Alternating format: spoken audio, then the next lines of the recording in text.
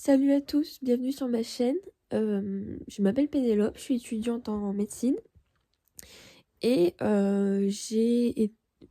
récemment été diagnostiquée autiste et TDAH.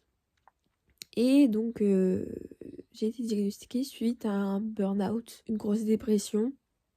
Et donc aujourd'hui je vous emmène avec moi pour la journée pour vous montrer comment je sors peu à peu du burn-out et de la dépression.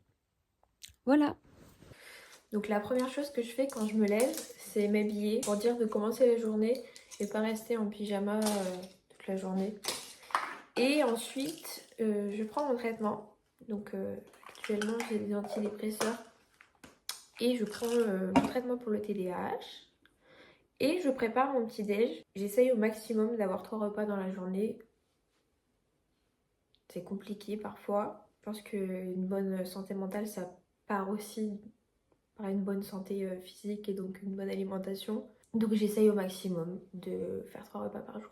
Alors je vous précise que les conseils que je vous donne, ça vient de ma propre expérience, mon expérience personnelle. Je ne suis pas médecin, je ne suis pas psychologue. Voilà, j'essaie juste de vous montrer comment moi j'essaie de m'en sortir. Si ça peut aider des gens, voilà, je suis très contente. Donc pour ma part, pour le petit déjeuner, je me suis fait un shaker de protéines. Tout simplement parce que j'ai pas la force de cuisiner le matin. Et j'ai des goûts assez particuliers, j'aime pas trop les petits déjeuners sucrés. Donc concernant les 3 repas par jour, bien sûr c'est mieux de consommer, de manger équilibré. Mais je pense quand on sort du burn-out et quand on sort de la dépression, le plus important c'est d'avoir quelque chose dans le ventre et quelque chose qu'on aime manger. Parce que je sais que c'est difficile de se forcer à manger parfois. Je pense que c'est mieux de manger quelque chose qui n'est pas forcément très équilibré plutôt que de rien manger. Donc là, c'est des protéines. Le midi, je vous montrerai ce que je mange, mais voilà, mon petit péché mignon, c'est les coquillettes. Je mange des coquillettes, j'essaye de mettre des légumes à côté, mais si vous aimez pas les légumes, c'est pas grave, vous vous concentrerez sur une alimentation équilibrée plus tard, quand vous irez mieux mentalement. Donc ensuite, ce que je fais après le petit déjeuner, ou pendant que je bois mon shaker, c'est de me faire une to-do list des choses à faire pendant la journée. Comme ça, je planifie un peu ma journée. En premier, je vais mettre les choses que je veux faire pour prendre soin de moi. Donc, j'aimerais prendre soin de mon hygiène corporelle. Donc, me doucher. J'aimerais prendre soin de ma peau et de mon visage. Donc, une skincare. Donc, comme je le disais, j'aimerais manger 3 repas aujourd'hui. Ensuite, si j'ai la force, j'aimerais sortir. En fait, j'aimerais bien faire de l'activité physique. En ce moment, c'est compliqué de faire du sport. Mais rien que marcher, voilà, ça me fait bouger, ça me fait sortir. Donc, sortir, marcher ou juste simplement sortir. Ensuite, je me suis imposé un truc. Enfin, imposé. Je me suis dit que ce serait bien de faire tous les jours une chose que j'aime. Donc, j'aimerais bien faire une chose que j'aime tous les jours. Donc ça peut être du piano, ça peut être même si vous aimez... Bon, en général, j'essaie de faire quelque chose de plutôt actif et donc pas passif. J'aime regarder des séries par exemple, mais c'est plutôt passif. Donc j'essaie de faire un truc actif comme jouer du piano, apprendre une langue que j'aime, faire un truc qui fait partie de vos passions ou de vos intérêts spécifiques.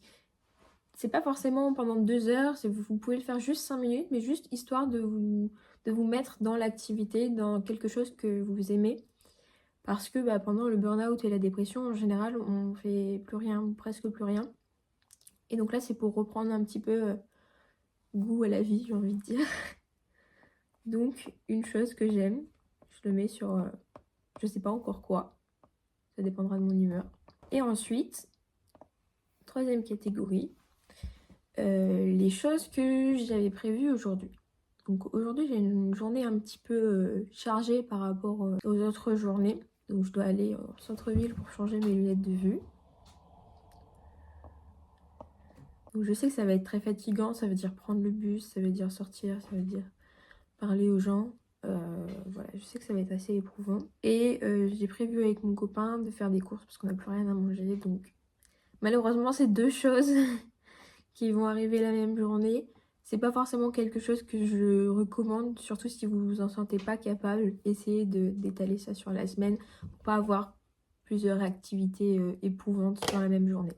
Voilà, donc maintenant, je pense que je vais commencer par prendre soin de mon corps pendant que je bois mon petit déjeuner et puis je vous retrouve après.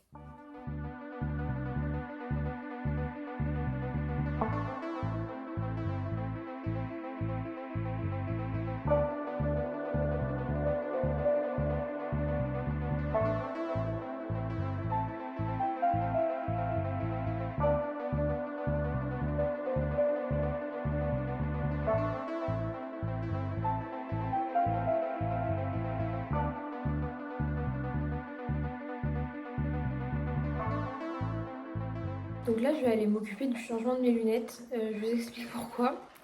En fait, je suis myope et donc l'ophtalmo m'a conseillé des verres freinateurs de myopie. C'est souvent utilisé chez les enfants. Moi, comme je travaille beaucoup de près et sur les écrans avec mes études, elle me l'a conseillé. Elle me les a conseillés. En fait, je sais pas si vous allez voir. En gros, ça fait plein de cercles. Et au milieu, il y a un petit espace comme ça où vous voyez net et tout le reste, en fait, c'est flou. C'est pour vous obliger à tourner la tête pour voir net, pour que vos yeux soient toujours au centre du verre. Voilà. Et pas bouger trop les yeux pour pas aggraver la myopie. Sauf qu'en fait, c'est sensoriellement parlant, c'est invivable. J'ai essayé de m'y habituer pendant 2 semaines. C'est pas possible. Donc si vous avez des problèmes sensoriels, j'avoue que je recommande pas. Après, vous pouvez toujours essayer, mais c'est compliqué. Je pense surtout quand on est adulte, peut-être quand on est enfant, on s'adapte plus facilement, mais ça a été vraiment compliqué. Alors j'adore ce manteau, mais il fait énormément de bruit et c'est assez, c'est assez compliqué. Heureusement, je vais mettre mon casque. Donc justement, pour sortir, on met les lunettes de soleil si vous êtes sensible des yeux et le casque qui réduit le bruit. Pour moi, c'est un casque électrique, enfin électronique, je sais pas trop comment dire, pour réduire le bruit, pour réduire les surcharges sensorielles inutiles.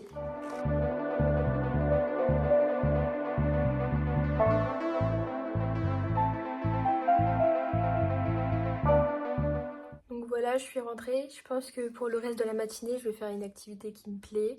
Et puis ensuite, je vais me reposer. Je pense que je vais regarder une série ou des vidéos sur YouTube.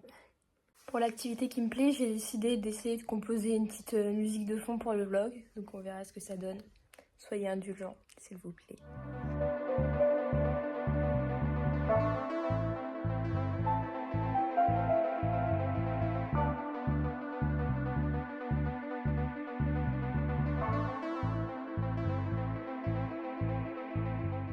Donc là il est midi, il va être l'heure de manger.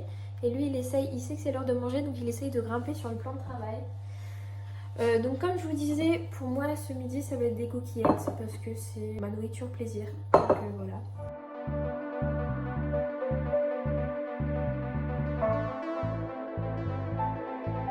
Donc pour le programme de cet après-midi, je vais regarder une série, je pense que je vais me reposer. Et je rejoins mon copain à 16h au supermarché, donc en bus, pour faire les courses. Voilà.